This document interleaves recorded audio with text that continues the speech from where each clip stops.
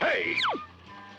So, Spider-Man, you're not the only one who knows how to use a web.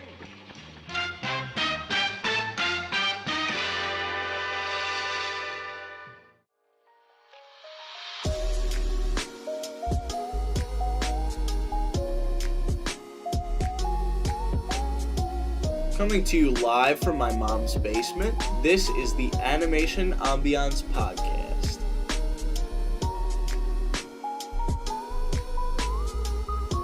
Alright, welcome to the Animation Ambiance podcast. This is our first episode. My name is Eric. I am the host of Animation Ambiance, and I am here with my co-host, Troy. Hello there. Hello, Troy. So we are going to be tackling Into the Spider-Verse today. But first, let's get into some general discussion. What have you been up to lately, Troy? I've been hopelessly addicted to the Spider-Man PS4 game, so Okay. I suppose that's good for a Spider-Verse related episode. Yeah, I cannot relate. I don't have a PS4, but I've been hopelessly addicted to playing Smash Ultimate. So Oh, yeah. I can relate there. Any animation, animated shorts, animated shows, movies you've been watching lately? So not like traditional animation, but Red vs. Blue, the Rooster Teeth web series. I know it has like some bits of animation in it on top of machinima, but personally not too much traditional new traditional animation other than just like rewatching old stuff, and not too much there recently though. I've never heard of this web series. Red vs. Blue, really? Yeah. It is the longest running. It's created in Halo, the Halo games. Really? Yeah, and they do some like motion capture animation sometimes on top of the just using the game. It's very well done. Well, I'm just like shut out from society, I guess. Maybe I'll check it out. Yeah. Awesome. Yeah, I have been recently watching Castlevania on Netflix. Oh. Have you watched Castlevania? I've not, but I've heard of it. Alright, so it's a good show, but I can't fully commit to it. Okay. I don't know if it's because I have never played Castlevania, like, the video games before. Okay. But I can't get myself to commit to it.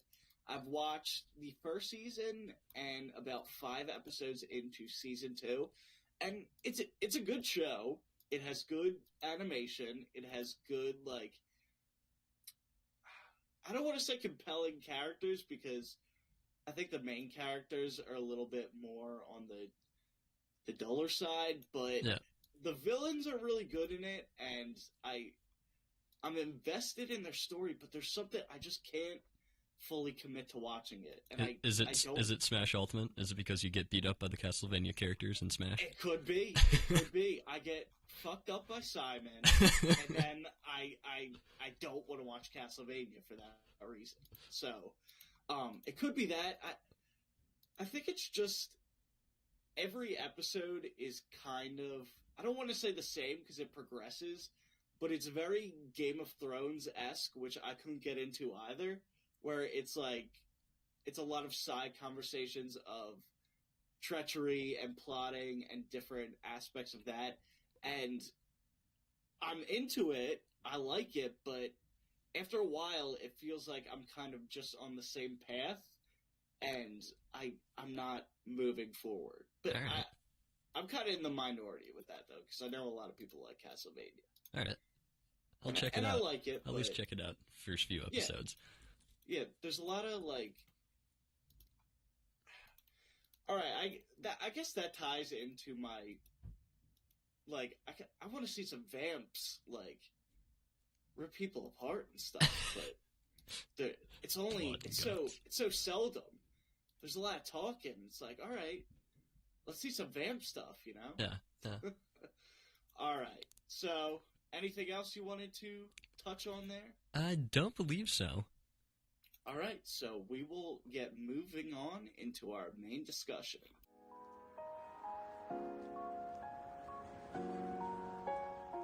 So Spider-Man Into the Spider-Verse is a 2018 American CGI film.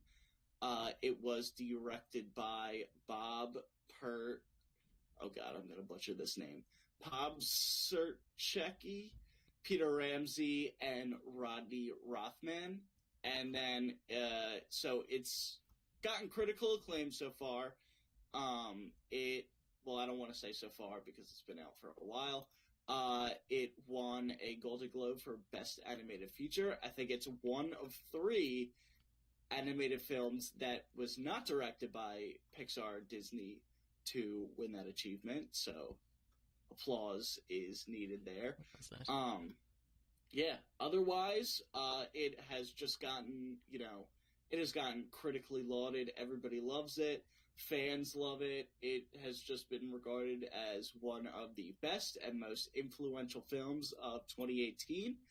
And so, what did you think about the film, Troy? I absolutely loved it. I automatically best film of the year from 2018, and probably top 5 that I've ever seen. But wow. yeah. But going into the history, and speaking of vampires, are you familiar with the original comic Into the Spider-Verse at all? Not at all. It is even more batshit crazy than the movie. It involves time-sucking vampires. Okay.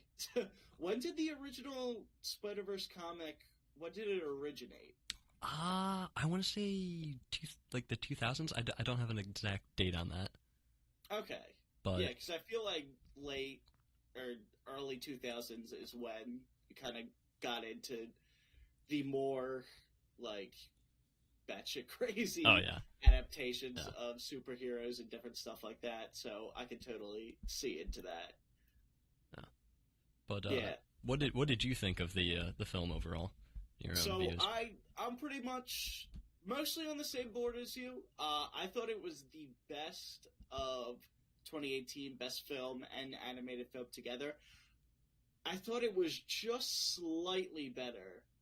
I really loved Isle of Dogs. I don't know if you've seen that movie yet. I did not. I opted for the most incredible animated show I've ever seen, Teen Titans Go to the Movie. Okay. That took its... No, I'm kidding. Yeah. But no, I have not seen Isle of Dogs. Did you see Teen Titans Go to the Movie? I actually did, yes. And I saw it too, and I honestly thought it was, good. It was better than it had any right to be. That's for sure. I saw it just because, honestly, it's so rare that there's actually a 2D film in theaters. Yeah. That I was like, I have to show support in one way or another. I'm not in the boat that... I think Teen Titans Go is stupid. Yeah. But I know we're getting sidetracked here. Oh, but, we are for sure. Yeah, this is great. Much. This is wonderful. We'll put all of our ideas into the first episode. Yeah. And then have nothing it's else to talk superheroes, about. so it's all the same. Yeah, that's good. But yeah, so I thought it was pretty much the best film of the year. I loved the animation style. Oh god, yeah. Which, I mean, I feel like is the main reason it drew people in to begin with. It's the main reason it drew me in. Personally, Spider-Man is my favorite superhero. I mean, I'm not a big superhero guy. I see most of the Marvel movies. I see the occasional DC movie when it actually looks good and it's not filmed in a dark sewer for the entirety of the movie. But yeah, I enjoy Spider-Man the best, so I think I felt personally attached to it, and just in general, I thought had really great characters, really great sense of humor, as well as a sense of depth, and just generally, visually stunning. This was the most engaging film all year, just at how much it was throwing at you. It's almost like the animation was slower in its frame rate, but it knew how to be so fast as well. Yeah. It's such a... Yeah. I saw one tweet from one of the animators who worked on the show, and it was talking about, in particular, the scene they brought up is when they're running from the lab, and he throws the bagel back at them. That has the bagel sound effect, and stuff. But like them talking about how it was like animated at like a slower, like the background was animated like faster than the characters, or something to that effect, where they like deliberately slowed it down to get like a more like comic bookish feel, and it just like very interesting on how the like deliberate choice and how it made the whole thing seem even more engaging, as you said. Oh yeah, they knew how to slow it down, but they knew when to pick it up as well. Yeah. It is a thoroughly well thought out animated movie. And just after so long, I'm on the bandwagon that I am personally so sick and tired of every CGI animated movie looking exactly the same, whether it be Pixar, Disney, DreamWorks, Illumination. I'm just sick of it. I mean, I generally like 2D better, but I could get into CGI, and this is a great example of just computer generation at its best. Do you have anything else to add to that? Really just about like the visually stunning and like the engaging and stuff. I very rarely feel that about a movie, and I think it's because like I just in the time period that I grew up, how I like watched movies and stuff, like CGI was like a staple of movies, and like CGI, like for like my parents and stuff, like Jurassic Park was incredible, and I'm not trying to downplay Jurassic Park, but it's like the visual effects of that and everything aren't like as mind blowing to me because they're everywhere in movies nowadays. So it's very rare for me to like watch a movie and be like, God, the visuals were incredible, especially for like a full CGI movie. But Spider-Verse definitely did that, like 110%. That blew my mind at what they were able to do. Well, and everybody, I get that a lot. People tell me like with Disney movies, like whether it's even just animated, like so many people told me like, oh, Moana's beautiful, and to its credit, a lot of aspects are like the backgrounds look terrific. There's great polish on just the character models in general, but it all looks so factory to me. Yeah. Just from my point of view, where I can see that. Where Spider-Verse was just this big visual treat, where every second it was throwing something new at you, but also, taking its time to do that, like I mentioned, as well as just really sticking to its roots. There's so many little comic book additions, and it feels right out of a comic book. And a lot of movies have attempted that over the years, but I feel like this is the first one that not only got it right, but got it perfect. Like, really nailed it. Yeah. I think that is one of the biggest factors to its success, as well as the whole animated like a comic book thing, because it takes something that's I don't want to say overdone because that gives it like a negative light because I like superhero movies, but like something that's commonplace, like the superhero story, the superhero origin story, but it makes it something like truly unique, and it puts like a whole new like filter on it, and it opens a whole new realm of possibilities for future movies and stuff. And it really did nail that whole animated like a comic book, like from the one of my favorite scenes out of like all of them was when Miles is like realizing he can like hear his own thoughts, and it's like the thought like boxes just like you see in a comic book and stuff. And then there's like with the Prowler chase, like the different panels on screen of Miles running and Prowler running and stuff, and it's something that you literally can't get in a live action movie without it looking funky. But it's I mean, that's like the simplest way to explain it is it's animated like a comic book, and it works so well. Yeah, definitely. So that brings us into the main part of our discussion. Now, like I said, this has gotten so much critical acclaim among audiences, amongst critics. I think there was one rotten review on Rotten Tomatoes, and to be fair, it is I never want to call a review stupid, because...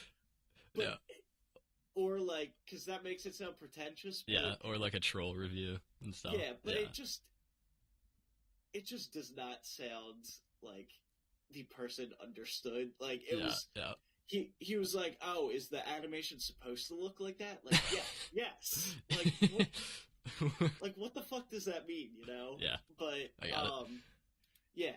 So it has pretty much been described as a masterpiece on all corners. When looking at this movie, do you see an absolute masterpiece? I never want to call something an absolute masterpiece, ever, or like an absolute failure, because then that only a Sith deals in absolutes. But yes. no. But I did have maybe like one or two nitpicks with it. But I saw the movie twice, and I feel like the second time, like, I had nothing wrong with it.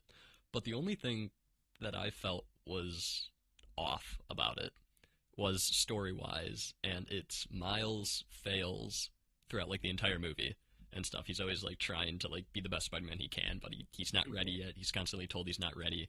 And then he gets, like, he gets webbed into a chair, and then has, like, a sentimental, I can't even call it a heart-to-heart, because he can't talk, like, his dad talking through the door, and then he explodes in electricity, and all of a sudden he's like a god. Yeah. That's Spider-Man. And then it's like, and like so many so many superhero movies do that, where it's like, yes, the hero has finally learned their lesson, and now all of a sudden they're like a master at their craft.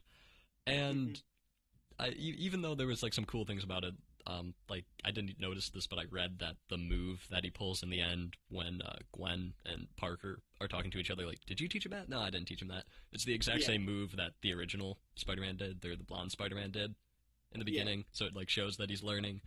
But that's, like, the only gripe that I have with it, and I think it's just because it's such a common trope as the whole superhero bad, all of a sudden good, skill-wise. But other than that, I can't necessarily pick out, like, a fundamental, like, flaw or even nitpick. The one thing that I applauded for sure was the Miles and Gwen say goodbye when they, like, take off their masks and they look at each other. I'm like, I swear to God, if they kiss, I am. Hey. It's like, God damn it! It's like, you've done so well. And then they shake on it. They say friends, and that's a beautiful wrap up to Gwen's story arc about not being able to trust friends again and not wanting that responsibility. So that wraps it up beautifully, and I think they were able to avoid most of the tropes for being such a superhero movie and being such a batshit crazy superhero movie at that. Yeah. Absolutely. But I don't know. Do you have anything to criticize about it? Now, I don't want to say it's a fundamental flaw of the film, because, again, I don't think this movie is flawless. Like you said, I'm very hesitant to call anything perfect or flawless. But there is one factor that that I don't dislike, but I am surprised at how everybody reacts to it. I think the main, kind of tying into what you were saying, the main theme of the movie, I don't think is groundbreaking. The everyone can be a hero? Is that what you're talking about? Everyone can be Spider-Man? Okay. And I think in terms of superhero movies and just animation in general, a lot of animated fantasy stories have tackled this in the past 10 or so years, because the general standard for most animated shows nowadays is that the main protagonist is a 12-year-old kid. Yep. So, I think the main theme that, one, anybody can be a superhero, and two, that, so Miles is going throughout the film and everybody's telling him, whatever, leave it to us to take care of it, you don't have your powers under control. And then it cuts to the end where he has everything under control. I think it needed, like, obviously you don't want him to not, like, have control by the end of the movie, but at the same time, I think it was going in an obvious path, and at the same time, I really dwell on this thought a lot, in the sense that I love this movie visually so much, and it is my favorite aspect of the movie. If it was animated like any other CGI movie, do you think this movie would be good? I would think it was good, yes, because it was able to take such a, like, I keep on saying batshit crazy. I mean, that's the best way to describe it. Like, the plot. Like, I always have fun, like, fantasizing about, like, what the pitch was like this. It's like, all right, so we have 5 different Spider-Men, and one of them is a pig in spandex voiced by John Mulaney. Like, how do you get that past, like, investors? Yes. And you know what? I will say it now. I loved Peter Porker. Oh, God, yes. People will say that is the only problem with the movie. What? That is not the only problem with the movie. No. I loved Peter Porker. It might be because I love John Mulaney, but he was fine. But, like, if any movie is able to take, like, a plot that sounds that crazy and make, like, an actual, like, compelling story out of it, no matter how it's animated or no matter how it's told, it'll be good in its own right. I do think that the animation was a big driving factor, though, in its success, because it's, like I said before, in the uniqueness, and that's really what, I guess, what we need nowadays in just, like, entertainment in general is people also want to consume more of the same because that's familiar, that's safe, they know it'll be good, but at the same time, you always have those people who want something unique. And if you can get a blend of the two somehow, then that's like at least a guaranteed box office success. So while I don't want to place the movie's success entirely on its animation, I will say that it was a very big driving factor in how many people it got. Yeah. And I definitely, I couldn't say if it didn't have the visual appeal, then it would just be a flat-out bad movie, because it's not. There's great characters. Again, like you said, a batshit crazy story that actually ends up working. Great humor, great timing, a great villain. Oh, yeah, for sure. Yeah. Yeah. And then just great tension built throughout the film. But again, I think I definitely would be... I mean, it's obvious I'd be more critical if it didn't have the flair in animation, but I think those issues that I mentioned of the story kind of playing into a more, I don't want to say generic, but a more formulaic field. Yeah, I definitely think it would be more noticeable. Yeah, I can certainly see that, and I think, like, going back into, like, generic, like the generic theme, the generic tropes of it. I was reading a good thing about just how tropes are tropes because they work. And while I will certainly like call out the movie for, you're right, it is a fairly generic theme, and almost like every other superhero movie tries to have that idea.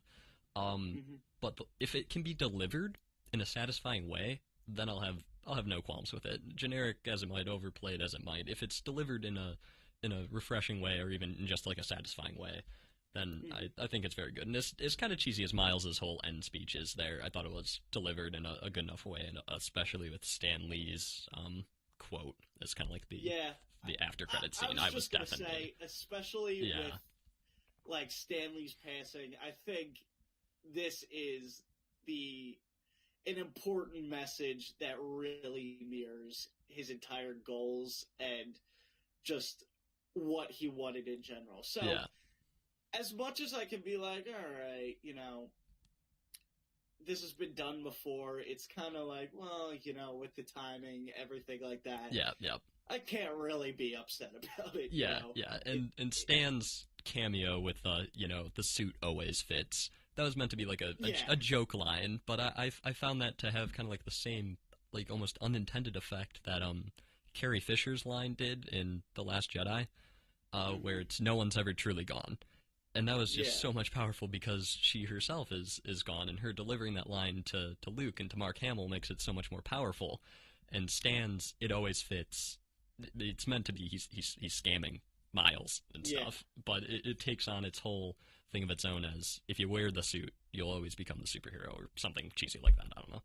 But it was so sweet enough that like I couldn't help but get into it. Yeah. So is this your favorite Spider-Man movie? I would have to say yes. I like the Maguire ones, but not as much as everyone else seems to. I ride for the Maguire ones. For the Maguire movies. Yeah, they're not technically. I mean, what people complain about with the Maguire movies, they're right, but it's kind of like, for me, it's kind of like Adam West Batman, Oh, where it's so campy and kind of ridiculous that I can't help but like. But like it, yeah. It's a comic book movie, you know? Yeah. And that's not to say that comic book movies are, like, haven't evolved in a really great place. Yeah. But if I had to take the campiness of, like, this Spider-Man versus a much more, like, serious superhero movie, like, I mean, I actually never saw the Amazing Spider-Man movies. You're not missing anything. The Amazing Spider-Man movies were not amazing. All right. Yeah. And then I did see Spider-Man: Homecoming. That has to be my second favorite. If we're putting Spider-Verse at 1, that's a close second favorite because I really do love Tom Holland as Peter Parker.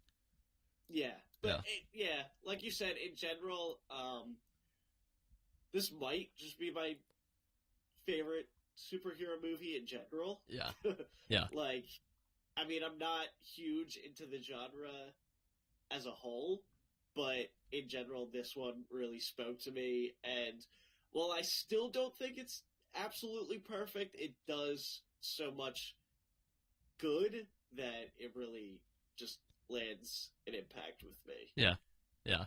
And I think for sure that it's as far as like a really good superhero movie, I can tell that when just like I'm not being crazy. Where like I tell myself, I'm like, oh god, that was great, but is that just me thinking it? Because I thought Justice League wasn't as bad as everyone said, and that's apparently a trash fire, if the internet's to be believed. The internet is always right. Yeah, exactly. Always.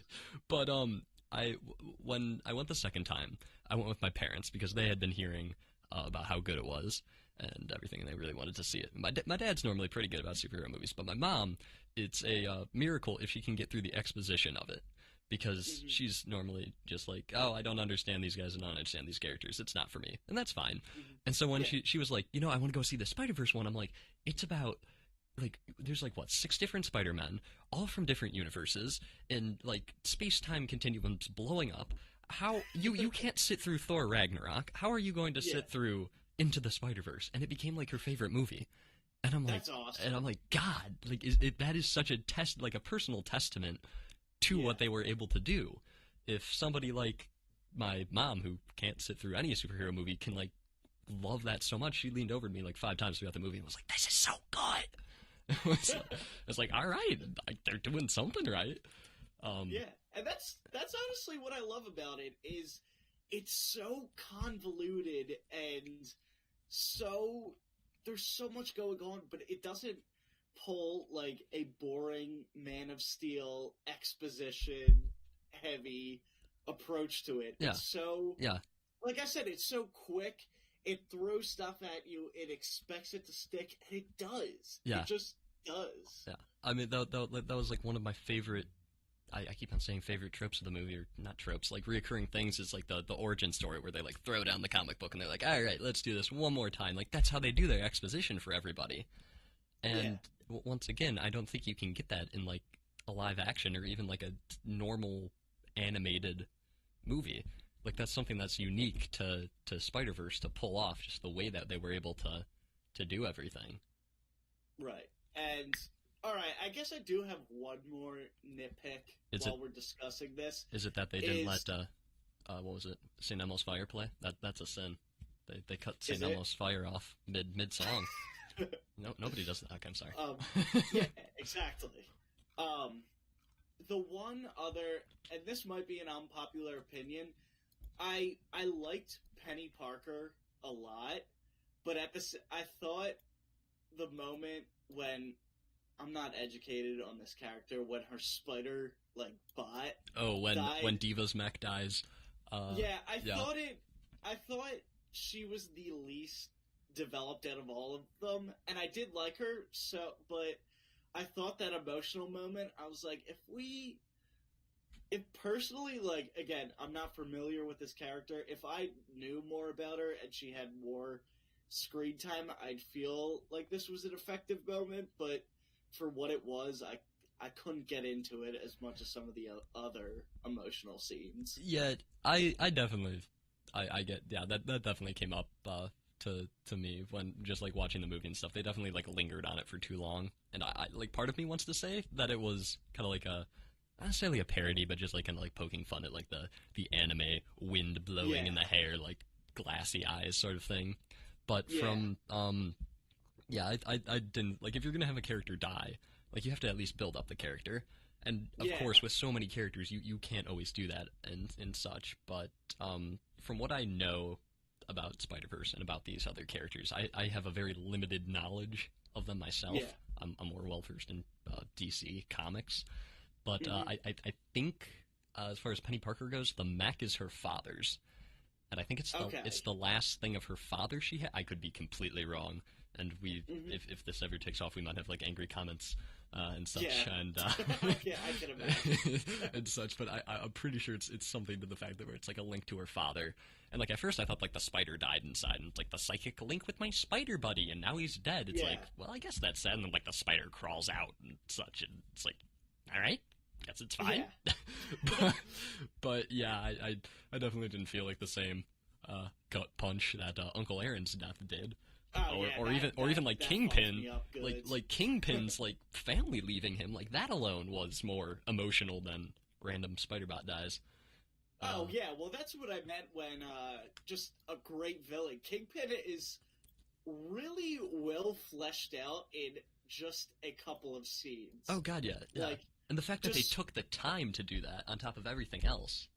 Yeah. Yeah. And it started out so like how they fleshed it out at the beginning, where like Kingpin's first appearance in the Spider-Verse and everything like that, it had me so confused and lost, and then it just explains it all in little moments that really help piece it together, and it's just very well fleshed out. So yeah, I understand that they really just didn't have time for it. Yeah. Like, if I understand that probably about half of the crowd going into this movie has a good knowledge and investment in these characters to where they know, but personally for me, where I don't have a great history with Spider-Verse in general, I wasn't into that moment in particular. Yeah. Neither was I. So I got more choked up when Spider-Ham descended into the unknown there in the end. Oh yeah. I think literally anything I got more choked up about. I love that bit where he's like, "That's all, folks." No, say that. Yeah, is he legally allowed to say that? Yeah. So many great offhand moments. Yeah. Any final thoughts on this discussion? I mean, God, what more can I say without redundantly praising this thing? I guess the one other thing about it being like it works because it's unique, and like the stuff only works in the sense that it's animated like a comic book, would just be like character designs. Like Kingpin is literally a fucking wall. He is a brick like wall. That is his character design. You can't do that in anything else, and such. And just a couple of other characters being like that, with like Doc Ock being like basically like a like very flowing and with a unique like gas bag arms almost. I don't even know what to call those, but not like the mechanical ones. And Green Goblin being like a literal goblin. Like they don't. Yeah. You can't. I know he becomes like an actual monster in the comics at some point, but like nothing on the scale of that. Nothing like he becomes like a mini Hulk rather than a giant winged beast. But I guess just character design incredible as well. And that's all I got. Yeah, definitely concur with you. Really nice designs, very great attention to shape, and of course different animation styles. I loved. Like I just spent 5 minutes partially bashing Penny Parker's character, but I just love the fact that like they committed to the anime style. Oh god, yeah. The facial expressions and everything, and same for Spider-Ham. He's animated like a Looney Tunes and stuff. Yeah. It's freaking awesome. I love it. Yeah.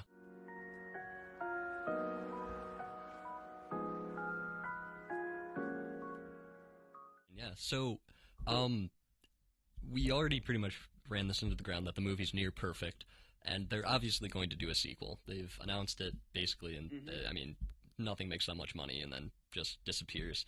So how do you think they could top this, or how do they go about a sequel? Well, and this ties into my initial, not complaint, but my one nitpick with Penny Parker's character. I would like to see them all fleshed out a little bit more. The characters we didn't really get to see. Like, I'd love more of Spider Noir and Spider Ham. Now, they're primarily kind of more gag machines within the story. Yeah. So I don't know if that would ruin their characters, but... And I know there's definitely a lot more characters within the Spider-Verse. Yeah. So I'd kind of just like to see more of what this, like, aspect of the multiverse has to offer, and kind of see different characters develop from there. Yeah. So I don't know what they'd do story-wise unless they actually go the time-traveling vampires who want the radioactive spider blood. I mean, I guess that worked for the comics. But I know they brought up in the end credits scene the Spider-Verse 2099 with like that Omnitrix-looking thing on the guy's wrist that can, I think how that works is it can like hop dimensions. It's like a portable dimension hopper. And so I don't know if that would mean Miles becomes part of the dimension traveling gang and they just go out and find more spider people, but I know it would definitely be a risk to run just doing a sequel in general, because I mean you're of course going to get all the people who are like, the first one was better, and it's like, well, that's because the first one was like near perfect. And so like that's my only like worry for them continuing it, is that it might be like a case of like, well, it's all downhill from here, we peaked. But I do have confidence in the crew, because they were able to really just pull it off the first time, so hopefully they can catch lightning in a bottle again. Oh yeah, I definitely have confidence. Again, there's always the question of, is it going to be as good as the first? But I mean, I think we know by this point, with the popularity and just how much goddamn money it made at the box office, that they're gonna make more. Oh yeah, like this has the like ability to run like an entire franchise for years and years to come. Yeah. Well, so, but yeah, it kind of ties back. Like, have you ever seen Rick and Morty? Oh yeah. Yep. I want to see a full-on like citadel of different spider people. Yeah, I feel like that would be awesome. I mean, yeah. That's just from my own personal point of view, but I'd love to just see how many different dimensions, how many different spider characters, because that was the aspect that was the most fun for me, just seeing all of these different spider characters with different backstories working off of each other. Yeah. And that's kind of what I'd love to see more of in the future. Again, with the addition, I don't think they should exclude Miles by any means. Oh, no. But I think he's well developed enough by this point that he can kind of be the observer character and kind of just, go through a different journey through multiple dimensions. And again, what do you think they could do with this character in a sequel? You know, with Miles, I don't know, because it really does get all wrapped up in a nice bow in the end there. I mean, other than make him the mentor character, but that seems too rushed. I mean, his role in the comics even kind of just like bottoms out there, is he learns from the Peter Parker Spider-Man, and then he kind of becomes the Spider-Man while the other, like the main Spider-Man, goes off to the Avengers. And I think that's his place in the comics now. But I really don't see, as far as like I said, conflicts, he does have conflicts with his parents and his dad in the comics, but I mean, like, if they did that would be completely backwards from what they established already. He has a great family. So I really don't know what they could do for him. What could they do animation style wise, like dragging in any other? I mean, they have anime, they have Looney Tunes. Would there be like any other animation styles that you'd want to see? I'd love to see like an 8-bit Spider-Man. I'm sure there is one. Oh, probably. I'd love them to just go batshit. Oh yeah. And play with any animation style that has ever existed. They drag in the Spider-Man PS4 one, make him 8-bit. and stuff. Yeah, That'd be amazing. That'd be really cool. They actually had the PS4 suit, the suit from the PS4 game in the spider cave, as an Easter egg. I didn't even notice. Yeah, that. Yeah, I did notice the Clone High reference. Which what? I'm sure a lot of people caught on. Did you not see that? No, shit. What? So there's a poster in the background. I think it's in one of Spider-Gwen's scenes where she's just lurking over the city, and then there's a background poster that says Clone College coming soon. So awesome. I don't know if that's an actual sequel TV series that's coming, but that'd be funny. Just in general, what an obscure reference. Oh yeah, movie. God, for sure. Yeah. Only animation junkies know what Clone High is. Yeah. So that's really brilliant, I thought. That's awesome.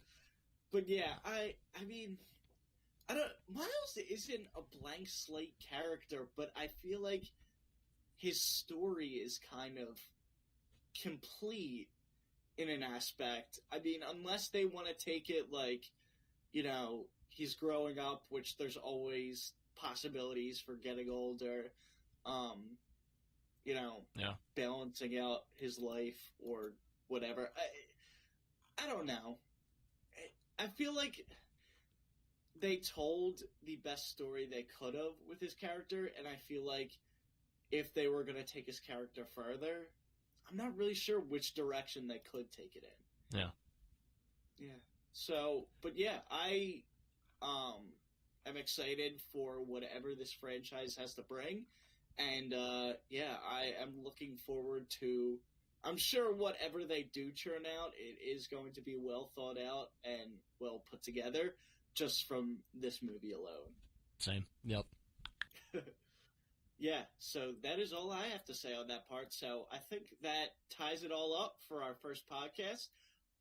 Anything you want to add before final words and what's in store for next time? Nothing from me other than I think it might have taken me longer to learn the controls of the Spider-Man game than it did take Miles. It took Miles to learn how to swing somehow, but yeah. I guess it's built in for empathy, so you can feel Miles' struggle. Yeah, exactly. Yeah, but So, awesome. So thank you all for joining us for the first episode of Animation Ambiance. It's really nice to just have this podcast to dish out our thoughts and discuss all kinds of interesting topics. I believe next week we'll be diving into some Pokemon, if that's cool with you, Troy. Yep, we can certainly do that. Yeah. All right. So we will see you or speak with you next week, and thanks for joining us for the podcast.